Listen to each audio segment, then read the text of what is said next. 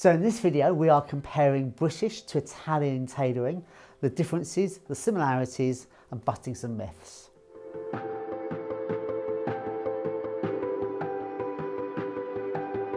So you may have seen some videos, maybe on YouTube, maybe on Instagram, where some influencer will talk about the differences between British and Italian tailoring. And the usual story is that British tailoring is stiff and structured and Italian tailoring is unstructured, light and breezy. There's some truth in that, of course there is. But it leaves out such a huge nuance and so much interest in the subject that we felt it deserved a deeper dive. So that's what we'll be doing today. We'll be looking at what are the differences. From my own personal experience, when I first got into the menswear trade, we had some Italian brands, but they weren't the dominant force they are in menswear today. If you go into the department store today, the big Italian brands, the Loro Pianas, the Brunello Cucinellis, the Canalis will dominate. Going back to the early 90s, that wasn't the case. In Selfridges, for example, most of the menswear floor was given over to British brands. I'm thinking from memory, you had Chester Barry, Gives and Hawkes, Aquascutum, Austin Reed. Differences between the Italian and British suit were very clear. The Italian suits were cut bigger and looser and drapier, and they had less detail on them. The British suits would have had 4 buttons on the cuff, flaps on the pockets, side vents. The Italian suits would always be ventless and no pocket flaps, and probably a bit shinier. So that you could instantly see an Italian suit and a British suit were very, very different. I was on the shirts and tie department, and British shirts and ties and Italian shirts and ties were nothing like each other.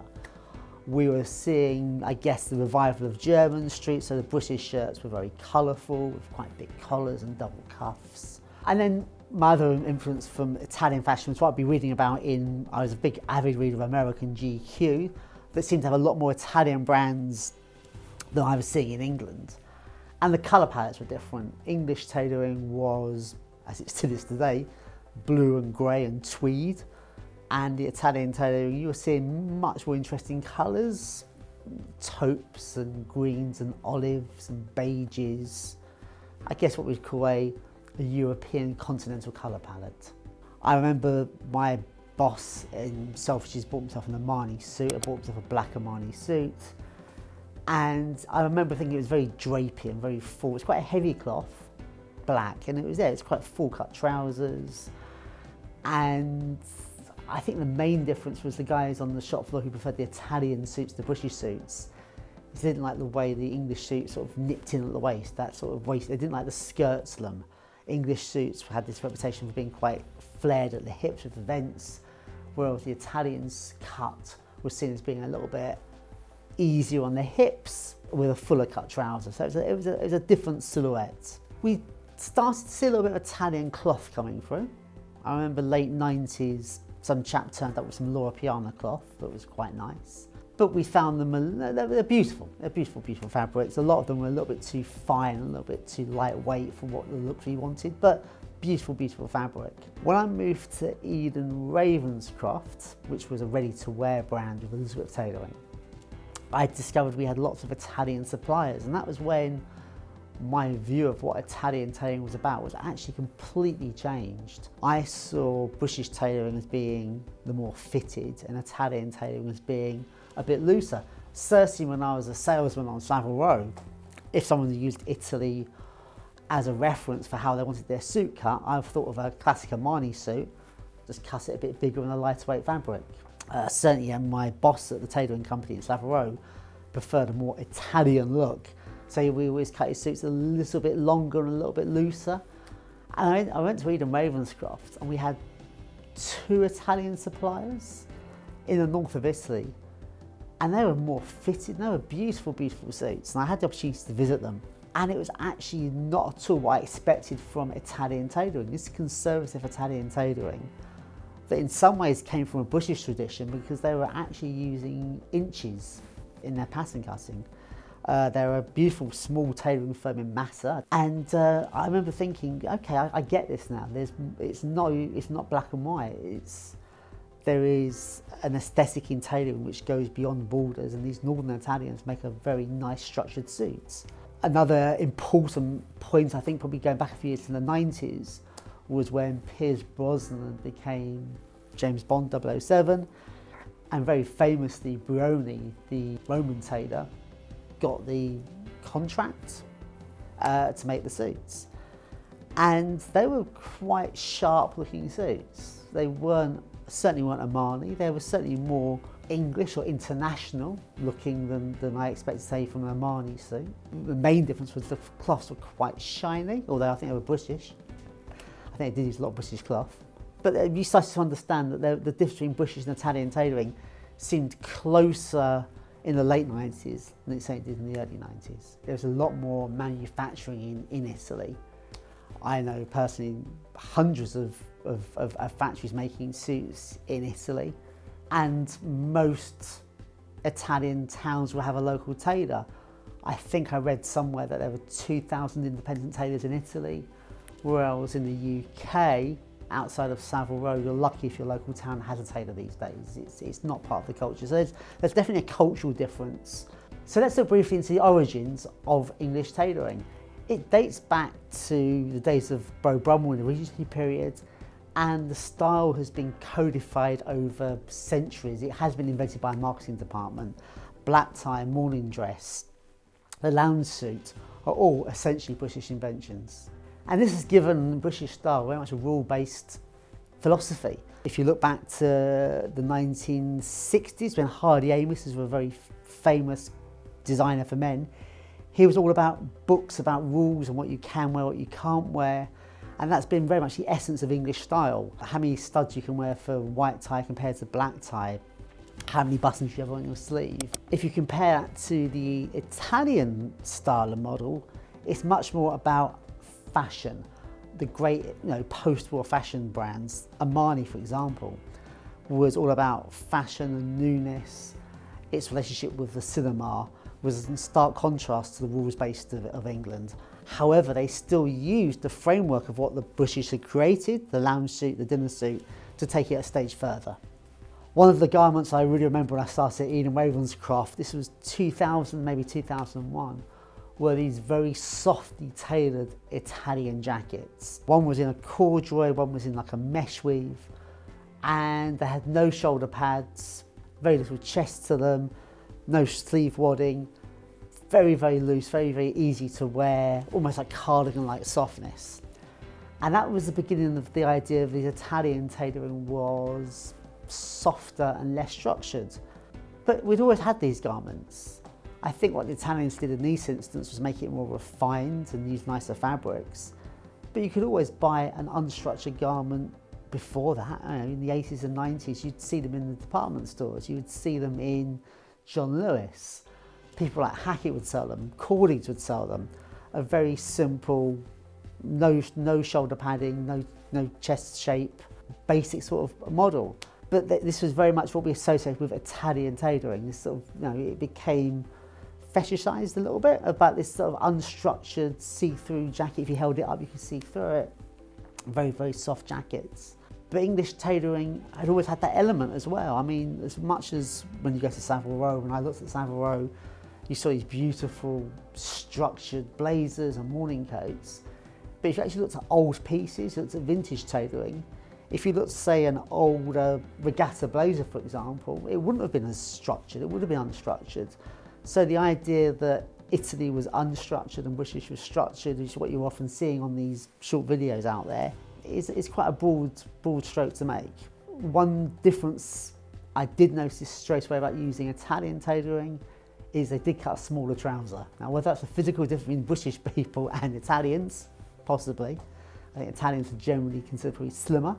But I remember whenever you'd be buying an Italian suit, you'd be working on your spec, the trousers were always pretty much guaranteed flat-fronted and lower-waisted. Better built for somebody with slimmer hips than a typical British man. Although Italian tailors on this style of tailoring would use minimal shoulder padding, depending on the house, they can be quite rounded or structured in the chest. British tailoring usually has a fuller chest and varying shoulder lines. Not all British tailors have a square shoulder. I know plenty of very good London tailors with a very conservative British taste that still use minimal shoulder padding.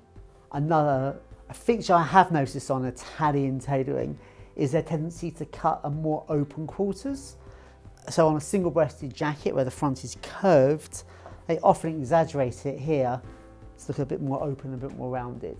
As I've said, unstructured tailoring has been part of the British canon for decades. But what I think some of the Italians have done is take the unstructured jacket and make it a little bit softer perhaps, put a little more handwork into it, refine it. And some of the jackets I saw when I was at Eden Ravenscroft were just beautiful. Also using some of the more refined fabrics, some of the very lightweight cloths and some of the silk wool mixes you'd see from Laura Piana, for example, or from Vitaly Barberis, made in this style suddenly make a lot more sense than they had perhaps made in your traditional English cut. So they've definitely brought something of value to the tailoring community, certainly. What I do find interesting about Naples in particular, around the sort of the 2000s, there was a lot of menswear forums and people talking about them. And the great thing about going to Italy in those days was the price of an Italian bespoke suit was less than, say, going to London or buying it in New York. So you would have a holiday and go to Italy and have some suits made, a bit of sort of sartorial tourism, fantastic idea. And you would see these quite often quite affluent Americans going to the south of Italy to have their suits made and get these lovely soft jackets in local cloth. But they would be quite frustrated at the style of trouser being made for them because they would be made in your typical Southern Italian style, which was very slim, low-waisted, flat-fronted trousers. And I remember reading about customers trying to take their Savile Row trousers, which were higher waisted and pleated, and trying to get the Neapolitans to copy them. Not so successful. I remember certainly when I was a buyer and I would get some lovely coats from Italy and I just couldn't get the trousers right because they were just cut so low and so slim, and I always prefer my trousers pleated and higher waisted with side adjusters, cut for braces, and they never quite worked out. So I find it quite weird now, quite funny now that I'm seeing these Italian brands talk about Neapolitan style trousers, which are high-waisted pleated trousers and quite full in the leg, as if it was always their style. I think that's what the Italians are very good at, are very owning fashion and selling its tradition. I love that. British brands are a little bit afraid of it. I remember when I was at Chester Barry as head of buying, and I wanted to do a high-waisted pleated trouser, and I wasn't allowed to because it was old-fashioned. It was almost as if British brands wait for the Italians to do it first, and then they feel they can copy them. And I think that's quite sad, what's happened to a lot of the bigger British brands. And it's probably why there aren't as many big British brands as perhaps there used to be in tailoring. I guess I have to say at this stage that I do love Italian style. I love going to Italy. My career has taken me to Italy, I think, well over 200 times. But I have seen how Italy now controls the classic menswear world. The international classic menswear shows, the two big ones were Pitti Uomo and Idea Biella, a fabric show and a finished goods show, are both in Italy. So I feel that Italy now controls the classic landscape. So they are by far the dominant force. They still, however, do like to refer back to comparing themselves to English style because I guess it's a lot of the codified forms came from, the morning coat, the lounge suit, but Italy does dominate it. I feel if you're younger coming into menswear now and you go to Pitti Uomo and you go to Milan, it does just dominate the landscape.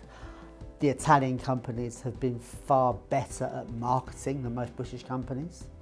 If you look at how an Italian cloth mill presents itself compared to a British mill, they just seem to do it with a lot more thought to it. Their imagery is always excellent, and they seem to have a stronger relationship, I feel, in the whole world of fashion.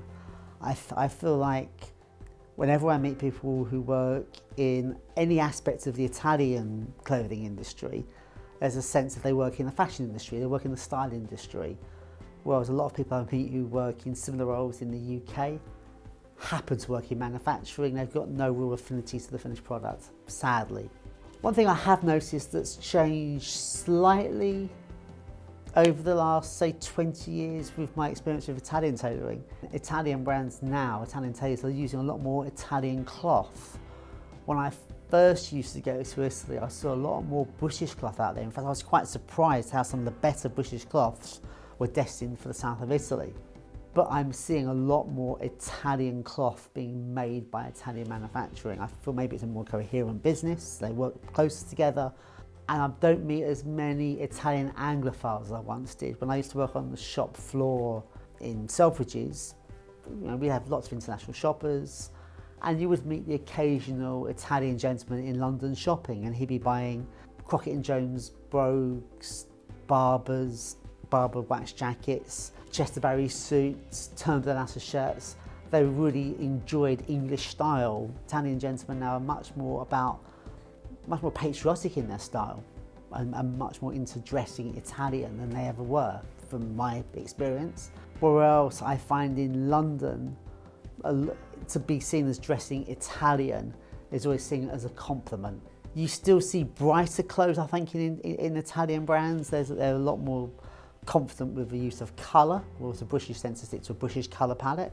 Interestingly though, when business dress was more formal, I would say Italy was probably more conservative. I remember when I went to Milan on business, and you would go for dinner in the evening, go to the bars, and you see the Italian businessmen. They would be invariably in very dark suits, white shirts or pale blue, very, very conservative, very elegant, but very conservative. Whereas in London, when going back a few years, you would see far more flamboyant shirts and ties. You would see bolder suits, you see bold rope stripes and double-breasted, brighter coloured ties, real German Street colour. When you go to our tweeds, for example, you get some fantastic colours and quite bold, eccentric looks. So the difference between British and Italian isn't always they're more flamboyant than us. I think they probably generally have more colour in their wardrobes, but we can be quite flamboyant too. So I guess to define the difference between British tailoring and Italian tailoring is that Italian tailoring is more fashion driven. In the time I've been in menswear, I've seen bigger shifts in style and taste from Italian houses than British houses. The huge baggy suits of Dolce & Gabbana in the early 90s, to the 90s super skinny, super short jackets. They're more willing to change these looks to be different, to sell new things and sell it as classic and sell it as this is our look. Fantastic marketing. So at the moment, your typical British versus Italian diagram will show that Italian is softer, lighter, breezier, less padding than the British model. But who's to say in 5 or 10 years' time it's not reversed and the Italian is more structured and stronger and the British is looking rounded and soft. I have a fantastic book written in the 80s by a gentleman called Paul Kears, who was the original editor of British GQ, and it talks about the difference between British and continental tailoring. And it was just that. The Italian suit was sharp-shouldered and squared and a high armour hole and very, very slim on the hips. And then the British suit was seen as a halfway house between continental tailoring and American tailoring. So it had some shape, but it was still comfortable. And it's interesting how the British suit hasn't really changed, but the Italian suit will move around it to sell itself as newness, sold in a classic way. Alternatively, with globalisation, will we even see a difference between British and Italian tailoring? As the larger houses become more global and multinational, we'll probably start to see an international look to be dominant, which we're already seeing now. If you look at how people dress in New York, London, Paris, Milan, it's probably closer today because of perhaps social media, because of these big houses, than it was 20, 30 years ago. So it could be a state where we sort of homogenise into one look, which I think would be a shame. I enjoy the differences. I like the differences between Naples and Florence. I like the differences between the different houses on Savile Row. I miss the days when people talk about the difference between city tailoring, City of London tailoring, which barely exists now, and West End tailoring. If you talk about a West End look, you knew what it meant. So I hope the differences still survive. I love it when I see the newer brands come up with a real point of view, and rather than just doing the same homogenous look, which I'm starting to see a little bit. When I'm private shopping, you do look at a lot of navy blue 2-button suits, which are fairly similar. But I hope you found that informative. I certainly enjoyed giving a more nuanced take on the subject of British versus Italian tailoring. If you have any thoughts of your own, put them in the comments below, and don't forget to subscribe.